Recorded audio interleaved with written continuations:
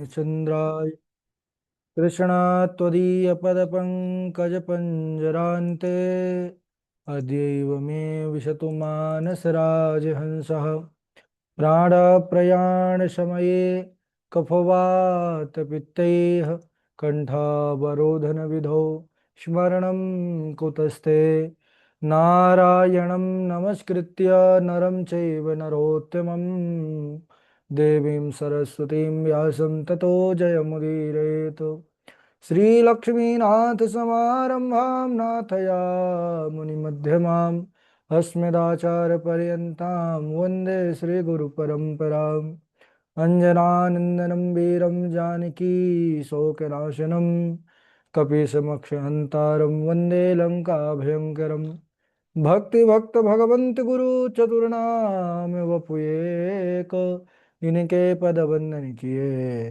नासत विघ्न अनेक श्री श्यामा जू के पद कमल जब लग हृदय नवास श्याम भ्रमर आवत नहीं तब लगता के दास बोले वृंदावन बिहारी लाल की जय भागवत महापुराण की जय सुखदेव भगवान की जय परम मंगलमय परात्पर अखिलेश्वर अचिंत कल्याण गुणगण निधान सर्वेश्वर सर्वाधिपति अकारण करुणा वरुणालय अकारण करुणा कारक अचिंत कल्याण गुणगण निधान सर्वेश्वर श्री राधा कृष्ण भगवान उनका यह वांगमय शब्दमय विग्रह श्रीमद् भागवत महापुराण कोटि कोटि नमन कोटि कोटि प्रणाम इस परम पावन पुराण ग्रंथ परमहंसों की पवन संहिता को परमाराध्य नंदन नंदन यशोदा नंदन ब्रजन रंजन देवकी नंदन श्याम सुंदर श्री कृष्ण के पाद पद्मों पर कोटि नमन नतमस्तक वंदने एवं अभिनंदन उनकी आह्लादनी शक्ति प्राण प्रिया जगत वंदनी वृषभानंदने भास्वती जगदीश्वरी वर्ष आने वाली श्री किशोरी जो के पावन चरणारविंदों पर कोटि प्रणति समस्त भूतादिक सी राम में सब जग जानी करहूँ प्रणाम जोर जो पाने। हम सबका यह परम सौभाग्य की भागवत साप्ताहिक कथा सीखने का सद संकल्प विचार लेकर के एक साथ एक स्थान पर जुड़कर इस पावन पुराण की तैयारी कर रहे हैं। बड़ा ही आनंद आ रहा है। आनंद कंद भगवान कृष्णचंद्र की लीलाओं का ऐसा प्रभाव ही है कि जब भी जिस समय जिसके जीवन में ये भागवत की कृपा हो जाती है, ये पावन पुराण श्रवण पठन का अवसर जिसको प्राप्त हो जाता है वह धन्याति धन्य हो जाता है। हम सब अभी अष्टम स्कंध में प्रवेश ही किए हैं और बड़ी सुंदर लीला कल के दिवस पर चर्चा कर रहे थे प्रसंग पर किस प्रकार भगवान श्री हरि नारायण गजेंद्र के कष्ट को हरने वाले हुए। कल हम सब ने वह पावन गज और ग्राह की कथा जिसमें भगवान नारायण हरि अवतार लेकर के गजेंद्र की रक्षा की, ग्राह का उद्धार किया। तो ये गज और ग्राह दोनों ही सौभाग्यशाली हैं। एक को भगवान ने रक्षित किया है और एक को अपने चक्र सुदर्शन से उसका उद्धार किया है। गज के पहले ग्राह ही भगवान के परम धाम को चला गया। सुखदेव जी से राजा परीक्षित प्रश्न करते हैं कि गुरुदेव, ये ग्राह कौन था? ग्राह के ऐसे इतने अच्छे पुण्य की वह भगवान के परम धाम को गया, भगवान के हाथों वह मारा गया। तो बोले हाँ, ये पूर्व जन्म में हुहु नाम का गंधर्व था और यह एक बार एक महात्मा एक ऋषि देवल ऋषि का अपराध किया। एक स्वर्ग में दो गंधर्व ऐसे हैं जो सबका मनोरंजन करते हैं, एक का नाम है हाहा, एक का नाम है हुहु। तो हुहु एक बार बड़ा विचित्र कर्म करता है, जल के नीचे प्रवेश करके गया, देवल ऋषि के जाकर जो स्नान कर रहे थे पैरों को पकड़ लिया और बाहर निकल करके जब वो डर गए तो कहने लगा हु महाराज आप तो डर गए।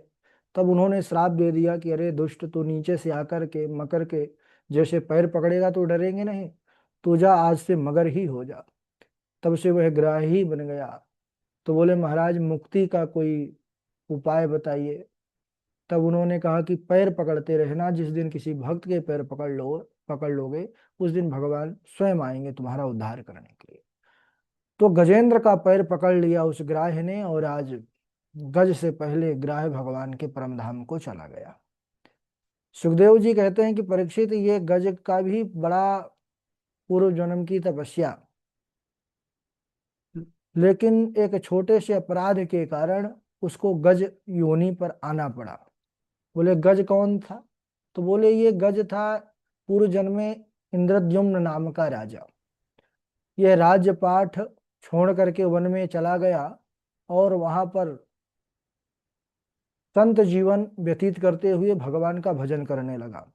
एक दिन उसके पास अपने शिष्य मंडली के साथ अगस्त मुनि पधारते हैं।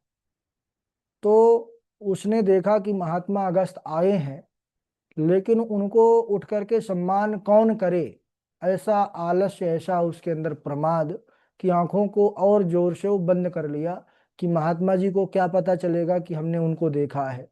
भाई हम ध्यान मग्न हैं, उनको लगेगा कि अभी ये आंखें बंद किया है, जब ये देखेगा तो सत्कार करेगा। अब त्रिकालदर्शी अगस्त मुनि समझ गए कि यह समाधि का ढोंग रच रहा है, तो श्राप दे दिया उन्होंने कि हे राजन, तुम इस प्रकार गज के समान बैठे हो तो जाओ, जो महात्माओं का सम्मान ना करे तो उसको गज ही रहना ठीक है, जाओ गज हो जाओ। तब वह भी फिर प्रार्थना करने लगा, अनुनय विनय करने लगा, महाराज मेरा उद्धार करिए, मेरा कल्याण करिए। तब अगस्त मुनि ने कहा कि ठीक है, अब श्राप के कारण गज तो बनना पड़ेगा, लेकिन स्वयं भगवान तुम्हारा उद्धार करने के लिए आएंगे और भगवान का दर्शन तुमको किसी गज योनि पर ही प्राप्त होगा। तो आज भगवान ने हरि अवतार लेकर के गजेंद्र का भी कल्याण किया। बोलिए हरि भगवान की जय। इसके बाद सुखदेव जी कहते हैं कि परीक्षित, पांचवें मनु तामस के भाई रेवत हुए, छठवें चक्षु के पुत्र चाक्षुष नाम के हुए। इस चाक्षुष नाम के मनवंतर में समुद्र मंथन का जो लीला हुई, इसमें समुद्र का मंथन देवता और दानवों ने मिलकर के किया और कई रत्न इससे निकले। सुखदेव जी से राजा परीक्षित पूछते हैं कि गुरुदेव, भगवान ने किस प्रकार से यह समुद्र मंथन की लीला रची और कौन कौन से इससे विशेष रत्न निकले, यह सब बताने की कृपा करें। सुखदेव जी वर्णन करते हैं कि यदा दुर्वास सहसा पात सेन्द्रालोकस्त्रयो नृप निःश्रीकाश्च भवस्तत्र निसुरेज्यादय क्रिया। हे परीक्षित, एक बार दुर्वासा ऋषि भगवान नारायण का दर्शन करके वैकुंठ से आ रहे थे, लौट रहे थे, तो मार्ग में उनको देवराज इंद्र मिल गए, ऐरावत पर सवार हुए। देवराज इंद्र ने देखा तो महात्मा जी को प्रणाम किया। दुर्वासा ऋषि प्रसन्न होकर के वह भगवान नारायण की जो प्रसादी माला थी वो देवराज इंद्र के गले में डाल दिया। देवराज इंद्र को अपने स्वर्ग की संपदा का ऐसा अभिमान, ऐसा उसको गर्व कि उसने वह माला उतार करके और अपने उस हाथी के गले पर डाल दिया। अब हाथी ठहरा पशु, उसने अपनी सूंड से माला को निकाला, वो भगवान नारायण की प्रसादी माला, और पैरों पर डाल करके उसको कुचल डाला। और ये दृश्य देख रहे थे दुर्वासा, इनके तो नाक में गुस्सा रहती है। अब दुर्वासा ऋषि ये भगवान के ही अंश हैं, है ना। भगवान नारायण, ब्रह्मा और शंकर ये जब मुनियत्री को वरदान देने के लिए गए, उस समय फिर तीनों के अंश से अपने अपने रूप पर जो है एक एक अवतार लिए उनके घर। तो जो दुर्वासा हैं ये भगवान शंकर के ही रूप हैं। दुर्वासा ऋषि जब देवराज इंद्र की इस करतूत को देखे तो बड़ा क्रोधित हुए। उन्होंने कहा कि अरे इंद्र, तुझे अपने ऐश्वर्य का बड़ा अभिमान है, तो जा मैं तुझे श्राप देता हूं कि तू अपने ऐश्वर्य से रहित हो जाएगा। जिस संपदा का, स्वर्ग के राज्य का तुझे अभिमान है, वो तेरे हाथों से छिन जाएगा। जैसे ही यह बात दैत्यों को पता चला कि देवता के राजा इंद्र को श्राप मिल चुका है, तब वो सब भागे भागे आए और दैत्य राजबलि अपने राजा को लेकर के, और दैत्यों ने स्वर्ग नगरी पर चढ़ाई कर दिया, आक्रमण कर दिया, देवताओं को पराजित करके और त्रैलोक में अपना अधिकार जमा लिया। देवता लोग दुखी होकर के भगवान नारायण के शरण में गए। भगवान नारायण ने कहा, देवताओं, तुम अब अगर अपने राज्य को प्राप्त करना चाहते हो तो एक ही काम है जो जिससे तुम अपने राज्य को प्राप्त कर सकते हो। बोले महाराज कैसे? बोले जब तुम अमृत का पान कर लोगे तब फिर तुम देवताओं असुरों को जीत सकते हो। बोले महाराज अमृत कैसे मिलेगा? बोले समुद्र मंथन करना पड़ेगा, समुद्र मंथन करोगे तो अमृत रत्न निकलेगा समुद्र के निकल। बोले अच्छा। बोले हाँ। तो कैसे अमृत मंथन होगा? बोले इसके लिए तुमको असुरों का भी सहयोग लेना पड़ेगा। जाओ सभी देवताओं, तुम लोग असुरों से संधि कर लो और कहो, उनको भी लालच दो अमृत का, और तुम दोनों देवता दानव मिलकर के समुद्र मंथन करो। अरयोपि हि संधेयाः सति कार्यार्थ गौरवे अहिमूषक वद्देवाय रथस्य पदवीं गतैः। देवताओं, अपना काम बनाने के लिए शत्रु से भी मित्रता कर लेनी चाहिए, क्योंकि देवताओं ने तो हाथ खड़े कर दिए कि महाराज हम तो असुरों के पास बिल्कुल भी नहीं जाएंगे, और आप कहते हैं कि उनसे मित्रता। अरे राम राम, हम उनसे मित्रता की तो छोड़िए, उनसे हम बात नहीं कर सकते, वो हमारे जन्मजात शत्रु है। भगवान ने समझाया कि देखो देवताओं, अगर अपना तुम्हें काम बनाना है तुमको उनसे मित्रता करनी ही पड़ेगी। हाँ, तुम्हारा जब कार्य सिद्ध हो जाए तो अहिमूषक न्याय का आश्रय ले लेना। देवताओं ने कहा, प्रभु ये क्या है, ये कैसा न्याय है? भगवान ने जो है कहा कि देखो, तुम लोग जाओ और असुरों को अपना मित्र, अपना भाई बना करके, और उनको भी प्रेरित करो कि समुद्र मंथन में आपका सहयोग करें। और एक कथा बतलाते हैं कि एक बार क्या हुआ कि एक सपेरा अपनी पिटारी में कई दिनों से एक सर्प को बंद करके रखा हुआ था। एक दिन उसी के अंदर एक चूहा पहुंच गया। तो चूहा जैसे ही पहुंचा वैसे ही सांप ने देखा कि अरे, कई दिनों से वो भूखा था, लेकिन सोचा इसको अगर मैं खा लिया अभी तुरंत तो भूख तो थोड़ी देर के लिए मिट जाएगी, लेकिन फिर भूखों मरना पड़ेगा इसी के अंदर। तो उसने बड़ी दिमाग से काम लिया। तो सांप ने चूहे को देखा तो कहा, मामा जी आप कैसे आ गए? ये सपेरा बड़ा दुष्ट है, हम दोनों को ही मार डालेगा, कई दिनों से मुझे बंद करके रखा है, बिल्कुल भी खाना पीना नहीं देता। इसीलिए आप ऐसा करिए कि अपने नुकीली दांतों से इस पिटारी को ही काट दीजिए, जिससे हम दोनों बाहर निकल सकेंगे। चूहे ने कहा कि अरे भाई, तुम हमारे शत्रु हो, अगर तुम हमें खा लिए तो हम तुम्हारे लिए कैसे उपकार करेंगे, तुम्हारा कोई भरोसा नहीं। तब सर्प ने जो है अपनी मीठी मीठी बातों से उसको बहला फुसला लिया। कहने लगा कि अरे मामा जी, अब आपको क्या बताएं, आप शायद जानते नहीं हैं, अरे हमने व्रत ले रखा है, हमने तो कई महीने हो गए, हमने सांपों को बिल्कुल भी खाना जो है खाना एकदम छोड़ ही दिया है। अब तो वह सर्प आ गया बातों में, वो सर्प की बातों में चूहा आ गया, और चूहा जो है अपने नुकीली दांतों से काट दिया। सबसे पहले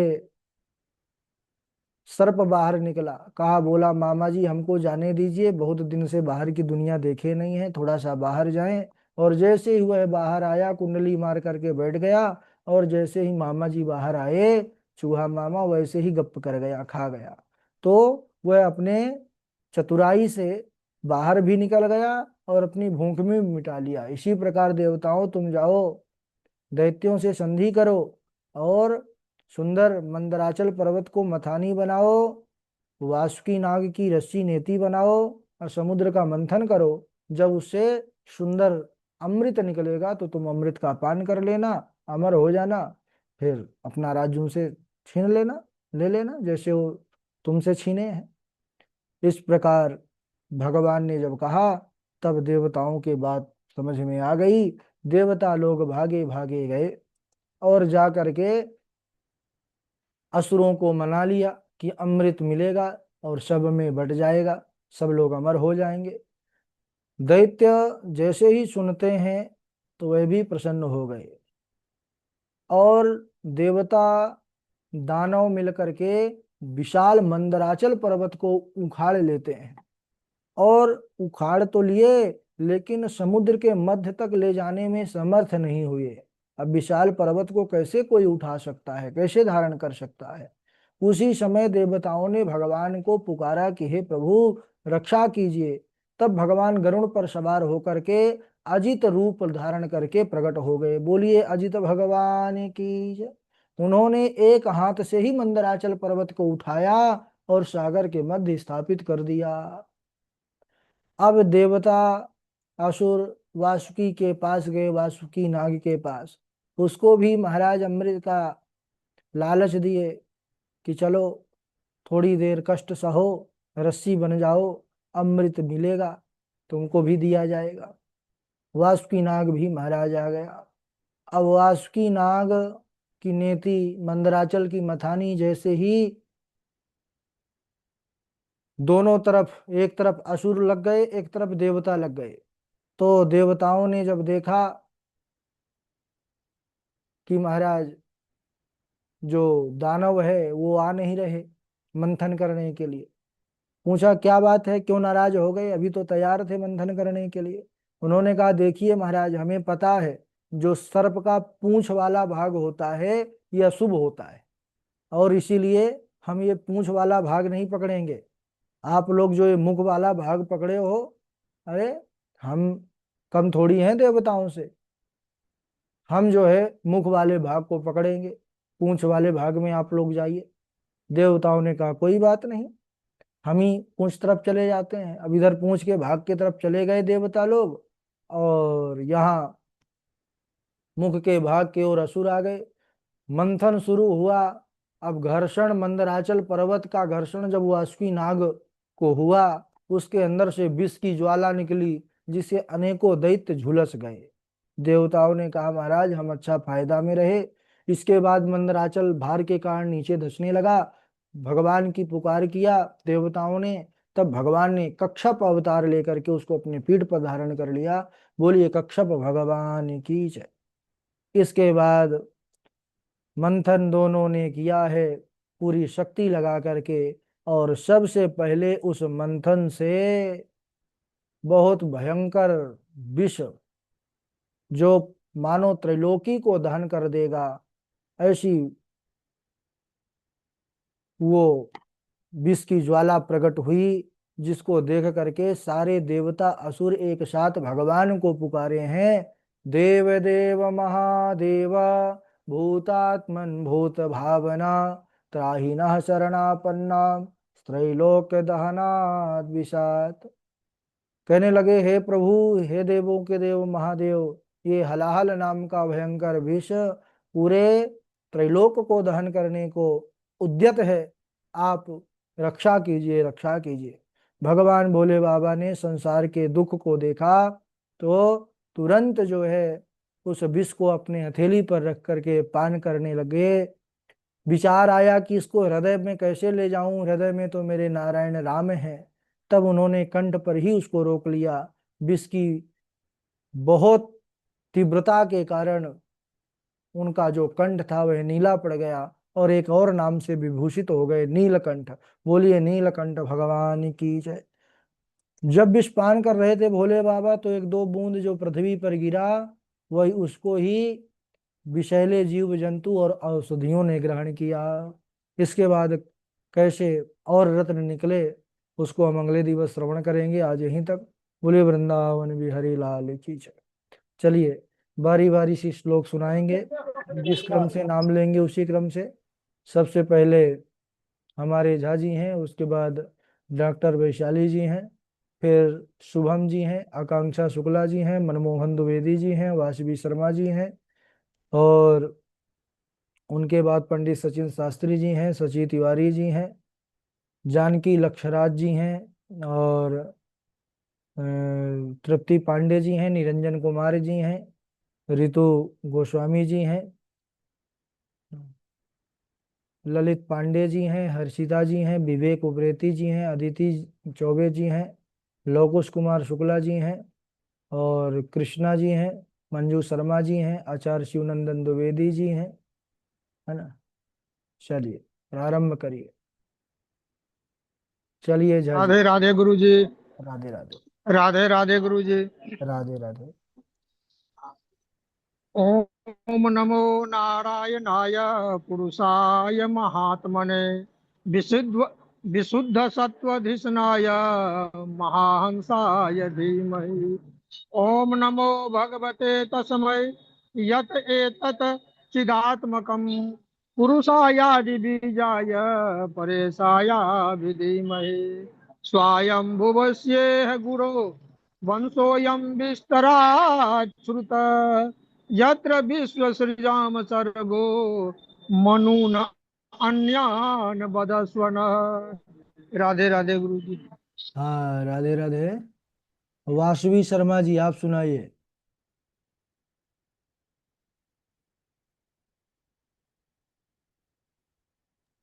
गुरुजी प्रणाम। राधे राधे सुनाइए। स्वयंभुवस्येह गुरोवंशोऽयं विस्तारच्युतः यत्र विश्वसृजां सर्गो मनोनान्यान् वदस्वनः।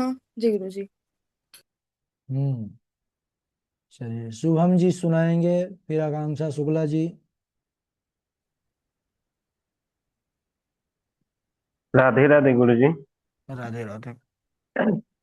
आसीत् गिरिवरो राजन् त्रिकुट इति विश्रुता शिरोदेनावृता श्रीमान् योजनायुतमुच्चिता। हाथ पकड़ कमला कहे कहाँ जात हो नाथ। हाँ तो कमला ने सुनी ही सुनी गजराज। राधे राधे गुरु जी।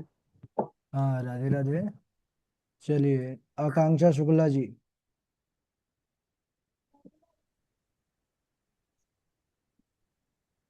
आकांक्षा शुक्ला जी सुनाइए। राधे राधे गुरु जी। राधे राधे।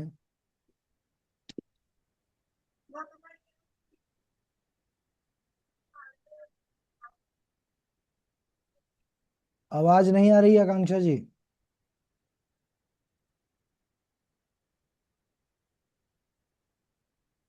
राधे राधे। राधे राधे गुरु जी, आवाज आ रही। हाँ अब आ रही है। भगवश्रोतुमिच्छामि नृणां धर्मं सनातनं कर्णं क्षमाचारयुतं यत्कुमार विन्दते परम्। शमोदम शमोदमस्तपः शोषं सन्तोषः शान्तिराजवं ज्ञानं दया च तात्मत्वं सत्यं च ब्रह्मरक्षणम्। ठीक है, बहुत बढ़िया। मनमोहन द्विवेदी जी। राधे राधे गुरुदेव प्रणाम। हाँ।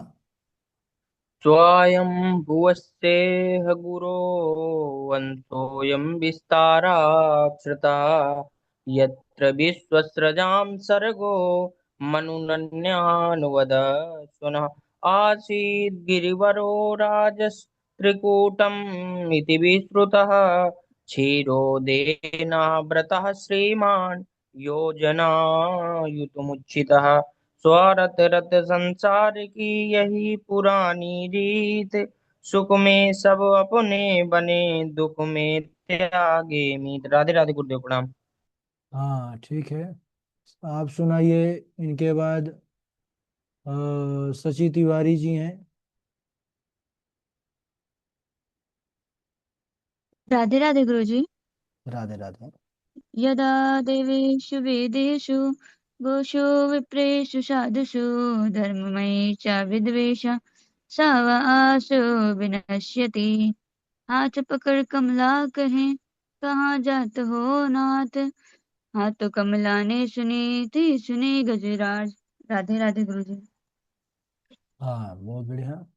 इनके बाद सुनाए पंडित सचिन शास्त्री जी।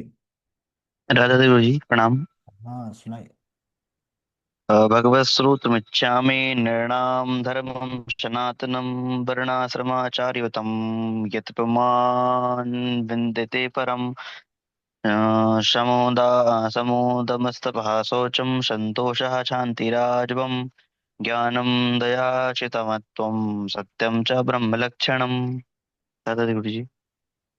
ठीक है, बहुत बढ़िया। आप सुनाइए तृप्ति पांडे जी। राधे राधे गुरु जी। राधे राधे। अहो तेजा क्षत्रियाणां मानभङ्गममृष्यतां बालोऽप्यं हृदा धत्ते यत्समातुषद्वचः। राधे राधे गुरु जी। हाँ, राधे राधे। और इनके बाद सुनाए निरंजन जी, आप सुना दीजिए। राधे राधे गुरुदेव। राधे राधे। स्वायंभुवस्येह गुरु वंशोऽयं विस्ताराच्युतः यत्र विश्वसृजां सर्गो मनोनन्यान् वदस्वनः आसीत् गिरिवरो राजन् त्रिकूटिति विस्तृतः क्षीरोदेनावृतः श्रीमान् योजनायुतमुच्चितः। राधे राधे गुरु। हाँ, बहुत बढ़िया। आप सुनाइए इनके बाद रितु गोस्वामी जी।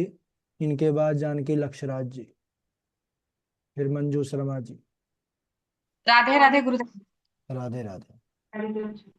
ओम नमस्तुभ्यं भगवते वासुदेवाय धीमहि प्रद्युम्नाथाय निरुद्धाय नमः संकर्षणाय। हम्म ठीक है, आप सुनाइए जानकी लक्षराज जी। जानकी लक्षराज जी सुन पा रहे हैं? राधे राधे गुरु जी। राधे राधे। आसीत् गिरिवरो राजं स्टिकुत् इति विश्रुतः क्षीरोदेनावृत श्रीमान् युजनायुक्तमुच्छ्रितः। ओम नमो भगवते तस्मै यत्ते तच्चिदात्मकं पुरुषायादि बीजाय परेशायाभिधीमहि। राधे राधे गुरु जी। हाँ, राधे राधे गुरु जी। राधे राधे। और इनके बाद सुनाए अदिति चौबे जी, आप सुनाइए। राधे राधे गुरु जी प्रणाम। हाँ, सुनाइए। ओम नमस्तुभ्यं भगवते वासुदेवाय धीमहि प्रद्युम्नाय अनिरुद्धाय नमः संकर्षणाय च। समः प्रियाशुहृदय ब्रह्मन् भूतानां भगवान् स्वयं इन्द्रस्यार्थिकथं दैत्यान् बधिद्वश्वमो यथा। राधे राधे गुरु जी प्रणाम। राधे राधे। चलिए, आप सुनाइए इनके बाद विवेक जी। विवेक जी के बाद मंजू शर्मा जी।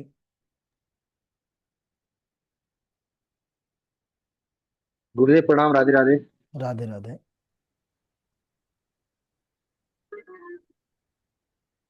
अहमेव तमेवाग्रे नान्यत् यत् सत् सतः परम् अहमेव तमेवाग्रे नान्यत् यत् सत् सतः परम् अहं यतीतस्य यो वसिष्ठेतसोऽस्म्यहम् श्रीकृष्णं शरणं मम श्रीकृष्णं शरणं मम श्रीकृष्णं शरणं मम श्रीकृष्णं शरणं सम्यक् प्रतीयते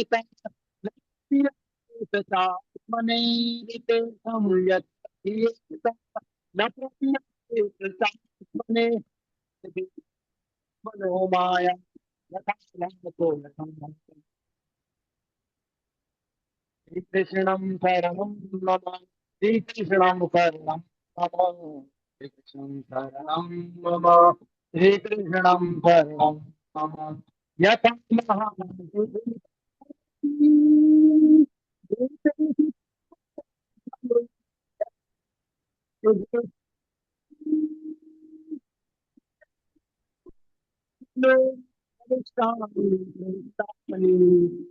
ते उनके स्वहं श्रीकृष्णं शरणं मम श्रीकृष्णं शरणं मम श्रीकृष्णं शरणं मम श्रीकृष्णं शरणम् एतावदेव जिज्ञासं जिज्ञासुनात्मनम् एतावदेव जिज्ञासं जिज्ञासुनात्मनम्